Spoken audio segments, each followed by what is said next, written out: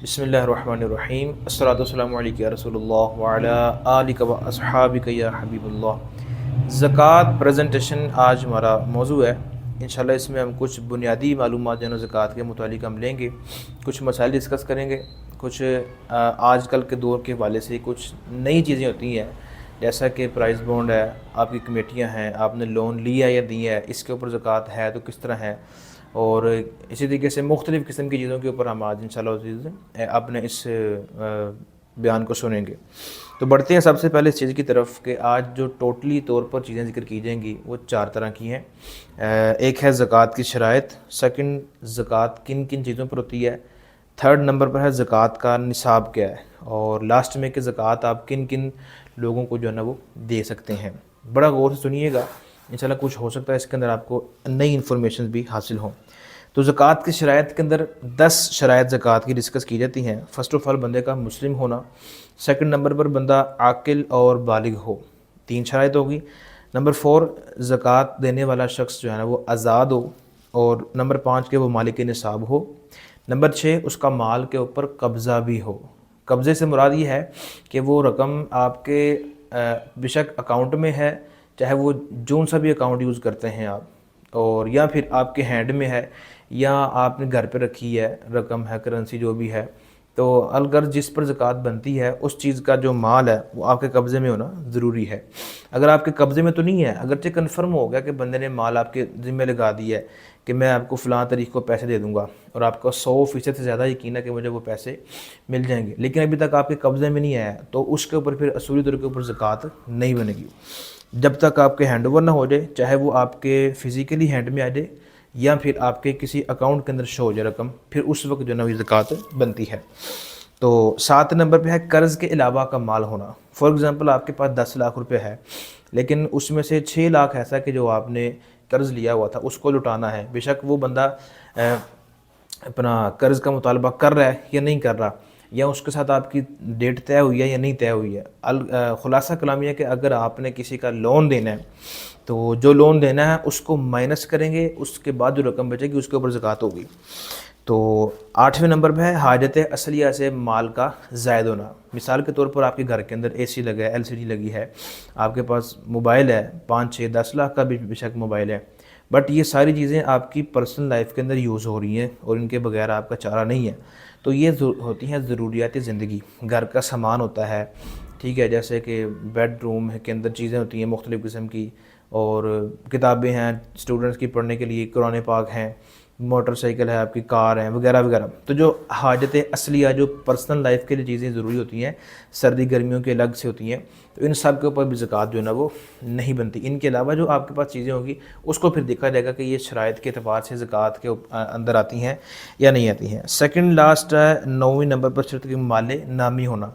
माल नामी इस्तिलाह तो शरीयत की है मसाइल के अंदर, बट इसको अगर आप आज के दौर से देखना चाहते हैं तो इट्स मीन के बंदे के पास सोना, चांदी या करेंसी या प्राइस बॉन्ड, तो इसे कहते हैं माल नामी। माल नामी को समझने के जो माल घटता बढ़ता रहता है, तो इसके अंदर बढ़ने की सलाहियत होती है। 10,000 रुपये आजकल 20 हो जाएगा, परसों 30 हो जाएगा, तो यूँ आपके पास ये माल नामी आ जाता है।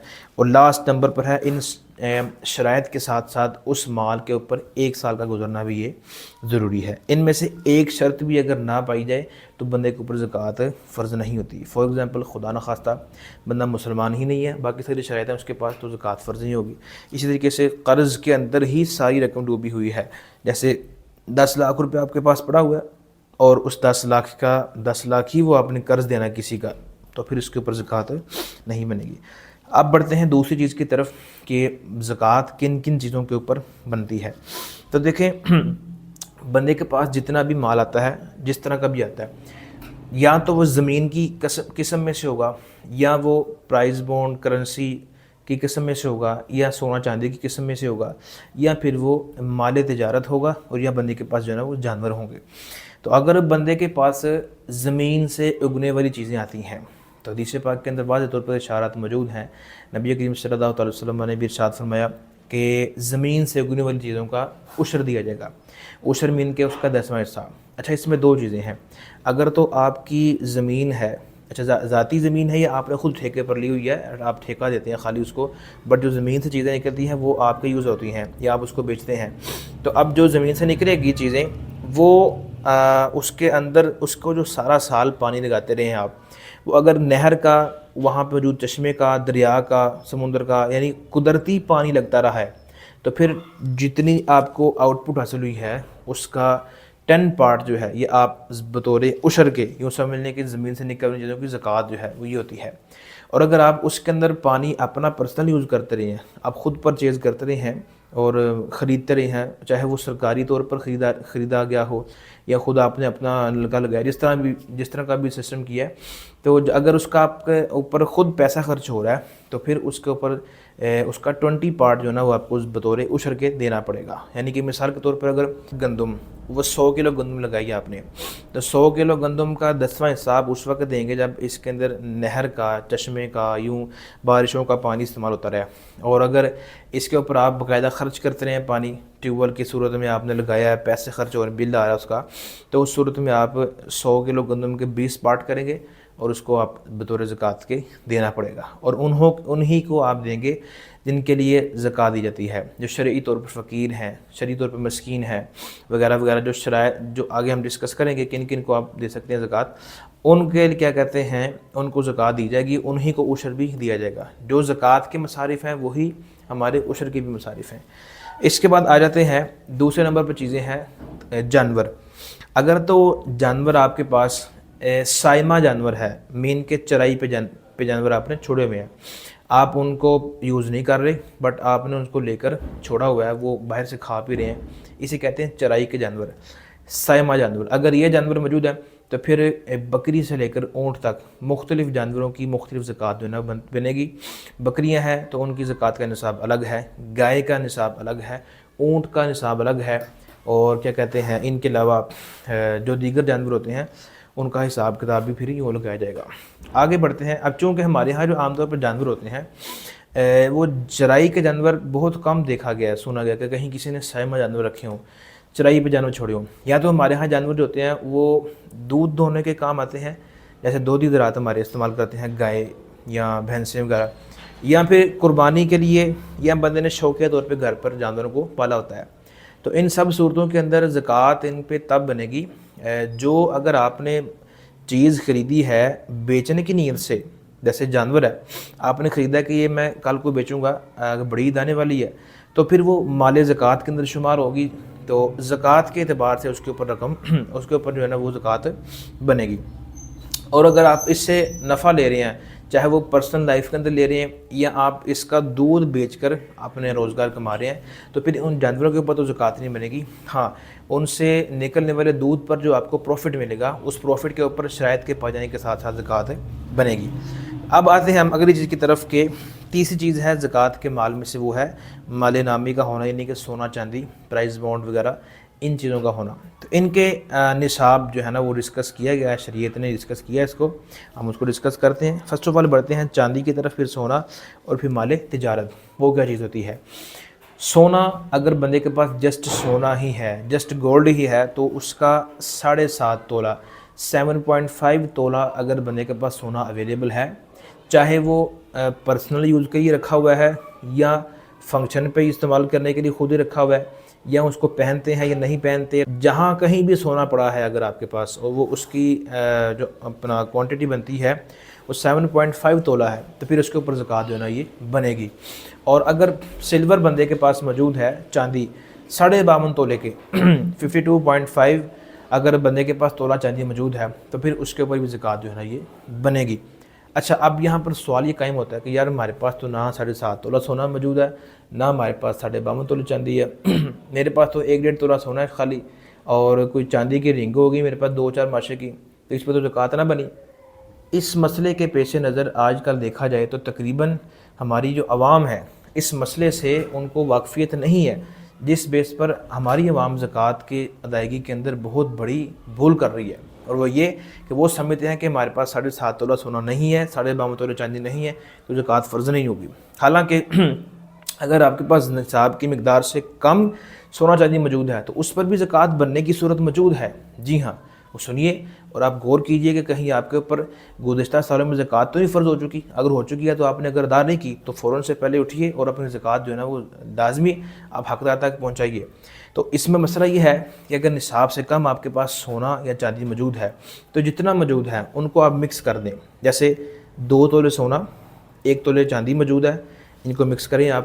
اس کے ساتھ اگر آپ کے پاس اور بھی کوئی چیز موجود ہے, لائک ایز آپ نے بیچنے کی نیت سے موبائل خریدا ہے, کوئی اچھا سا کوئی گھڑی خریدی ہے, یہ مال تجارت ہے, اس کو بھی شامل کریں. پھر آپ کے پاس کمیٹی پڑی ہے, پرائز بونڈ پڑا ہوا ہے, یا آپ کی اپنا پاس 10,000 روپے فار ایگزامپل ایکسٹرا پڑا ہوا ہے جو آپ کے ضرورت سے ہٹ کر موجود ہے رقم. اب ان سب کو آپ کلیکٹ کریں. ان کی جو مالیت ہے وہ کتنی بنتی ہے؟ اگر تو وہ اتنی بنتی ہے کہ جو 52.5 تولے چاندی سے کم کی رقم بنتی ہے تو پھر اس کے اوپر زکوٰۃ نہیں ہوگی. اور اگر ان سب کو ملانے کی صورت میں 52.5 تولے چاندی سے ابو رقم پہنچ جاتی ہے تو پھر اس صورت میں زکوٰۃ جو ہے نا یہ بنے گی. تو ڈیفینیٹلی بندے کے پاس اگر 2 تولے سونا ہے خالی, 1 تولے چاندی ہے, 10,000 روپے ہے یا 100 روپے ہے اس کے پاس, یا بیچنے کی نیت سے خریدی جانے والی کوئی بھی چیز ہے, کوئی گھڑی ہے, کوئی چارپائی ہے, کیمرہ ہے, موبائل ہے, اس کو شامل کر کے آپ اس کی مالیت دیکھیں کہ یہ 52.5 تولے چاندی کی موجودہ رقم کے برابر ہے کہ نہیں ہے. جیسے جس وقت میں ویڈیو ریکارڈ کروا رہا ہوں اس وقت تقریباً 1.25 لاکھ کے قریب جو نا رقم بنتی ہے 52.5 تولے چاندی کی. تو اس کی مالیت یقینی طور پر جو میں نے اماؤنٹ ابھی چیزیں بیان کی 2 تولے سونا یہ 52.5 تولے چاندی کی قیمت کو پہنچتے ہیں. تو لہٰذا اس صورت میں بندے کے اوپر زکوٰۃ جو ہے نا بھی فرض ہوگی. اور اگر آپ نے پچھلے سالوں کی زکوٰۃ ادا نہیں کی تو اٹھیے, ابھی اٹھیے اور اپنے زکوٰۃ کی کیلکولیشن کر کے لازمی حقدار تک اس کو پہنچانا وہ آپ پہنچائیں. اب ہم بڑھتے ہیں اس چیز کی طرف کہ نیکسٹ ہمارے پاس چیز ہے مال تجارت. مال تجارت کی ڈیفینیشن سنیے گا. جس چیز کو آپ بیچنے کی نیت سے خریدتے ہیں اسے کہیں گے مال تجارت. ضروری نہیں ہے کہ آپ نے باقاعدہ کوئی شاپ بنائی ہو, کوئی 2 3 4 مرلے کی اس میں سامان لگایا ہو, یا آپ کی کوئی دکان ہو, تب ہی آپ کا سامان مال تجارت کہلائے گا. جو چیز آپ بیچنے کی نیت سے خریدتے ہیں وہ مال تجارت ہے. ایسے آپ کو پلاٹ پسند آیا, آپ نے دیکھا کہ یار اس کا ریٹ اچھا ہے, اس کو میں لے لیتا ہوں تاکہ کل کو مہنگے داموں بیچ کر اس کو پھر اپنا کوئی اور کام کروں گا, تو یہ مال تجارت کے اندر شامل ہے. ایسے ہی آپ نے موٹر سائیکل دیکھی, آپ نے کوئی موبائل دیکھا اچھا بک رہا تھا, تو اب اس کو اس نیت سے خرید لیا آپ نے کہ اس کو میں کل کو بیچوں گا, بیچ کے جو ہے نا وہ اس کی چیز رقم جو بھی ملے گی جو کرنا ہے, تو یہ مال تجارت ہے. اس کے اوپر زکوٰۃ بنے گی. اور کیسے زکوٰۃ بنے گی؟ 52.5 تولے چاندی کی قیمت کے برابر اس کی رقم پہنچتی ہے, تو پھر اس کے اوپر جو ہے نا زکوٰۃ بنے گی. اسی طریقے سے مال تجارت جو یہ چیزیں آپ نے بیچنے کی نیت سے خریدی ہے یہ ہو گیا. اسی طریقے سے اس چیز کو آپ نے خریدا تھا بیچنے کی نیت سے, اس کو آپ نے بیچ کر کوئی اور چیز لے لی. فار ایگزامپل بائک تھی, آپ نے بائک بیچ کے موبائل لے لیا, تو اب یہ بھی مال تجارت ہے. کیونکہ مال تجارت جو چیز بیچنے کی نیت سے خریدی ہے وہ بھی ہے, اور بیچنے کی نیت سے جو چیز خریدی ہے اس کے عوض میں جو چیز آپ کو ملے گی وہ بھی مال تجارت ہوگی کرنسی کے علاوہ. تو لہٰذا ان کے اندر بھی چندہ چیزیں اس کے اوپر بھی زکوٰۃ جو ہے نا بنے گی. ہاں اگر بندے نے نیت پکی یہ ترک کر دیا کہ میں اب اس چیز کو بیچوں گا نہیں, مثال پلاٹ ہے, مکان آپ نے لیا تھا, 6 مہینے بعد ذہن بن گیا کہ نہیں یار اس کے اندر میں خود رہتا ہوں, تو اگر بندے نے مکمل کیا کہتے ہیں نیت ترک کر دی ہے سال کے مکمل ہونے سے پہلے, تو پھر اس کے اوپر بھی زکوٰۃ نہیں بنتی. اس کے ساتھ یہ بھی مسئلہ سن لیجیے گا کہ اگر بندے نے چیز خریدی ہے اپنے پرسنل یوز کرنے کے لیے, بٹ اس کا ذہن بنتا ہے کہ یار اس کو میں بیچ دیتا ہوں, یہ مال تجارت نہیں ہوگا. مال تجارت وہی ہے کہ جس کو آپ بیچنے کی نیت سے جو ہے نا وہ خریدتے ہیں.